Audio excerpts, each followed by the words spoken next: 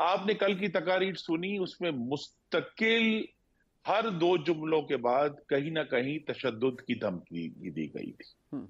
और ये बात इमरान खान भी करते रहे हैं, और आज भी जब भी उनको मौका मिलता है वो करते हैं। उन्होंने जब ये कहा कि जी अगर मुझे गिरफ्तार किया गया तो मुल्क में ये हो जाएगा और मुल्क में वो हो जाएगा, और वो हुआ 9 मई में। जो रियासत के ऊपर एक हमला हुआ, वो किसी तरह से कोई सियासी एहतजाज नहीं था। तो ये एक ऐसी जमात है जिसको बार बार जो जमहूरियत, कानून, उन सब चीजों की बलि चढ़ा देते हैं इस बात के ऊपर कि जी उन्हें अब इक्तदार चाहिए।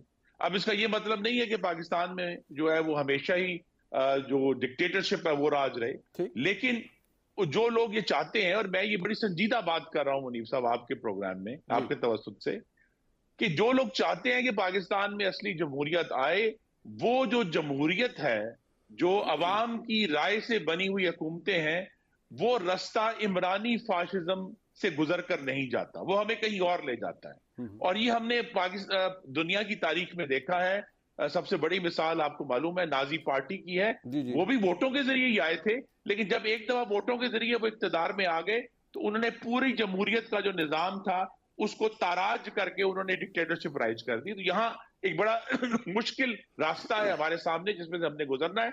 और जहां तक मैंडेट की बात है, अगर आप वोटों की तादाद देखें तो तहरीक इंसाफ के वोट 8 लाख घटे हैं, हम्म। बड़े नहीं हैं।